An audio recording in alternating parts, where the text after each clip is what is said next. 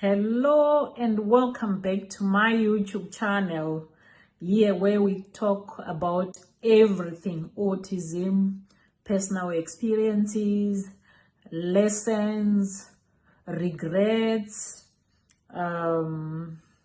challenges, everything to do with autism. My name is Nerissa and I'm a mom to 3 children. One of those 3 children is on the autism spectrum.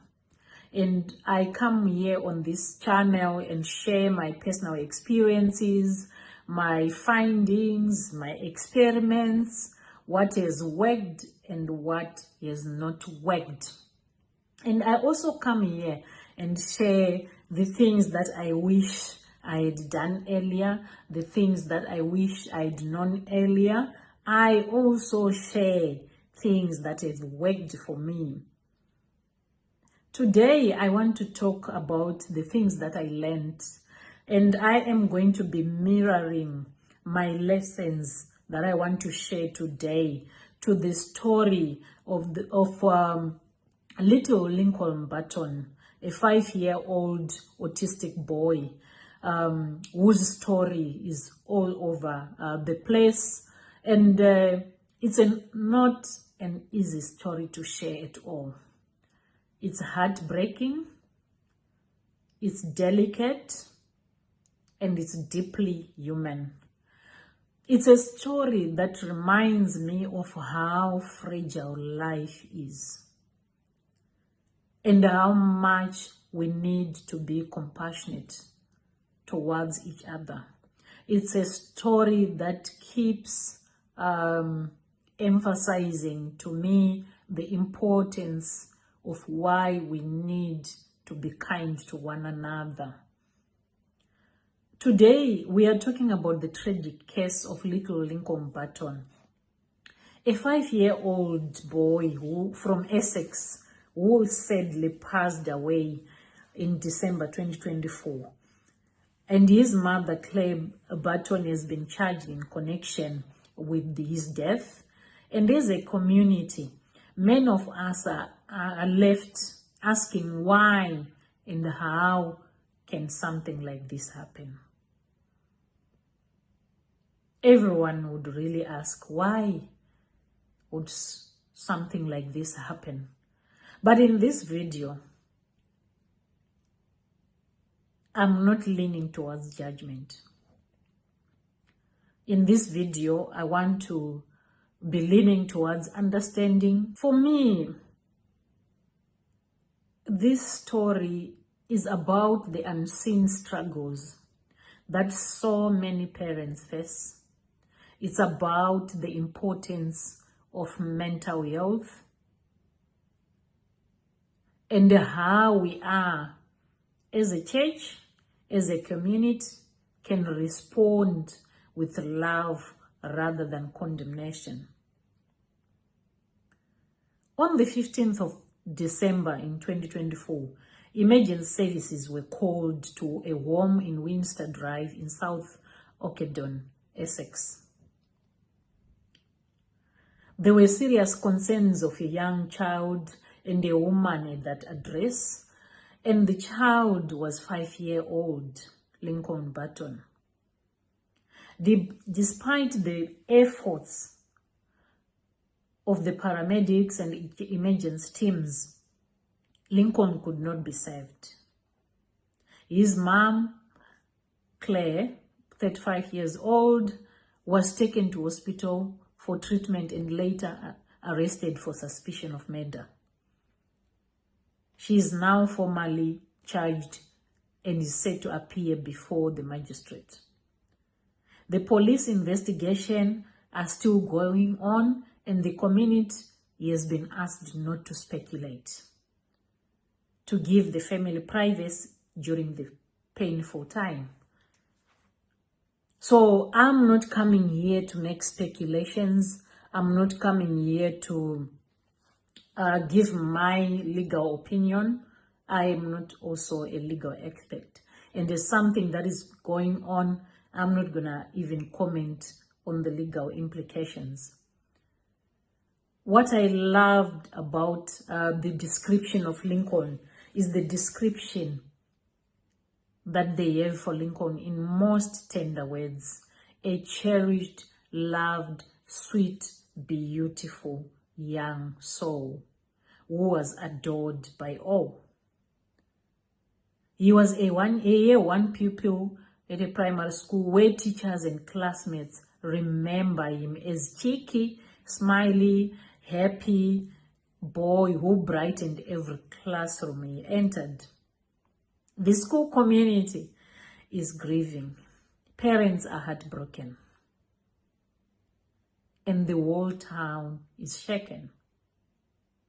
We don't know everything what happened in that home, but what we do know now is the little boy's life ended soon.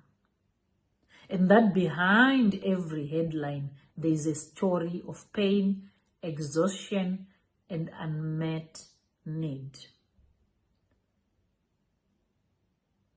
Let's pause and reflect, because this is not the first story of this kind. Many mothers are quietly breaking inside. They smile in public, they show up for their children, but inside they are running on empty. There is just so much life is demanding. The truth is, motherhood can be really, really overwhelming. Especially when you are raising children with additional needs, when you are struggling financially, and when you are doing that alone, or when you feel like no one truly understands you. It can be really a daunting responsibility. Now, when exhaustion meets loneliness and pressure meets silence, even the strongest hearts can crumble into pieces. I'm not here to excuse anyone's actions. I'm just here to share a light on the warning signs that we as a society, we often ignore. We need to ask ourselves, how many parents are silently crying behind closed doors? How many parents or special needs children are battling depression, burnout, and hopelessness? How many parents of special needs children are afraid to ask for help because already they feel and they fear being judged, labeled, or misunderstood?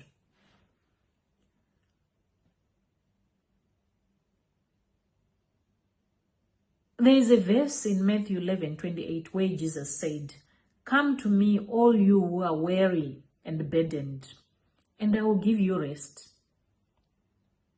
Rest, not judgment. Comfort, not criticism.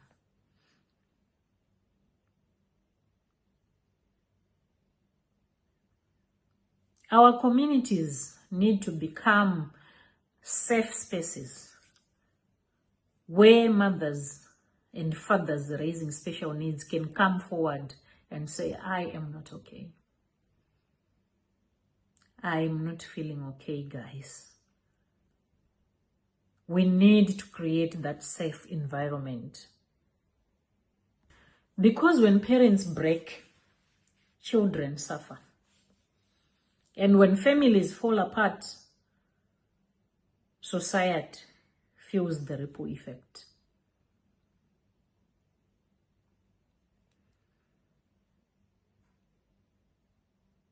This reminds me of a time in my journey of supporting my autistic child. when I would feel overwhelmed, there are people I was comfortable to call and tell them I'm not okay. And to date, I still have those people. Some days, I just want to cry. And there are people that I know I can pick up my phone and just call and cry. And they will not judge me. And I'm very grateful for people like that. But when I talk to a lot of parents, to a lot of moms of special needs children, to a lot of moms of autistic children, most moms says we don't know. We don't have somebody in our community to call. So how do we as believers or neighbors or friends respond to such a heartbreak of the community? How do we respond to that?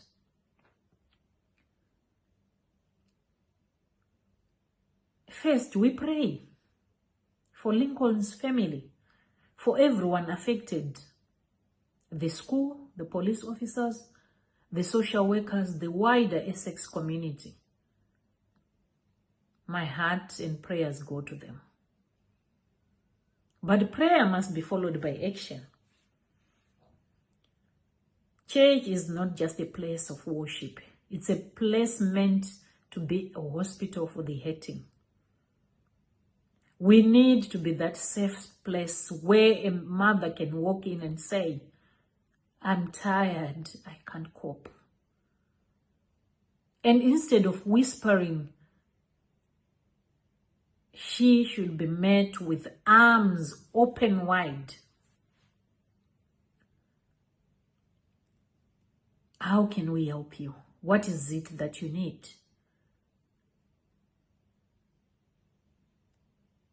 I did a video a few months ago about how to help somebody who is in denial.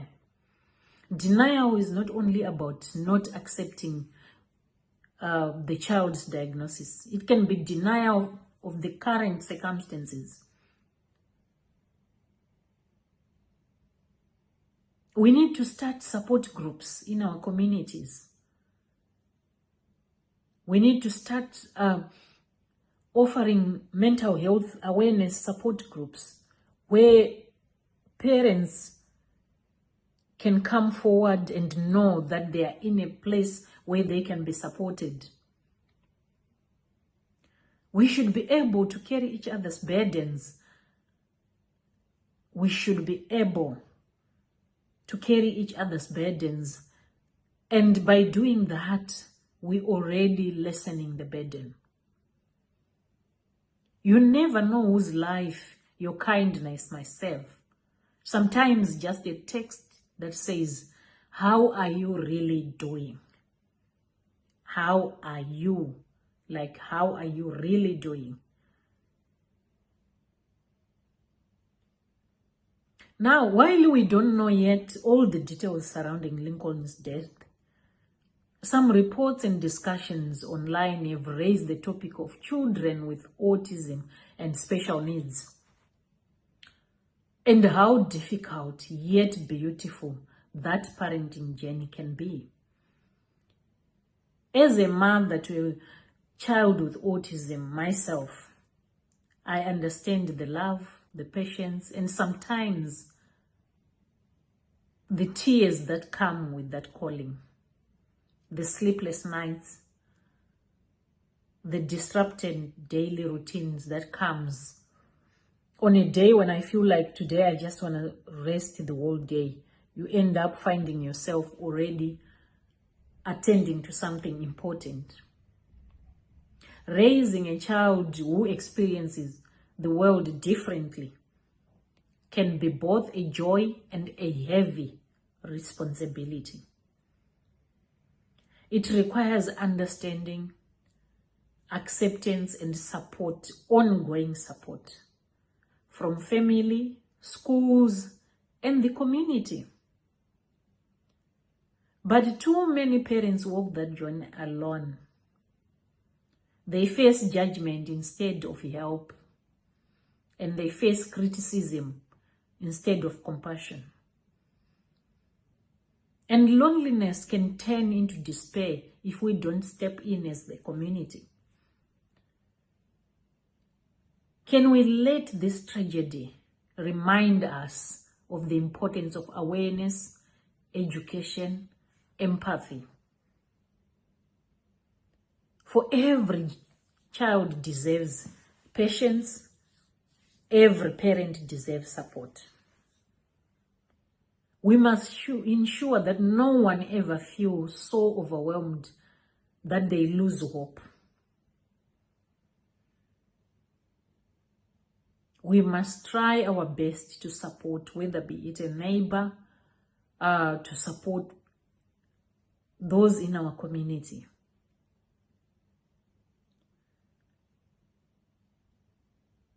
I think Lincoln's story must not be forgotten. It must move us. It must really, really move us into action. A compassionate action. If you notice a parent who seems distant, who seems overwhelmed, reach out. You never know. There are people that are struggling and they don't even know that there's kind people like you. So just reach out. If you see a child struggling, offer help. If you are that parent, please talk to someone. Please talk to someone.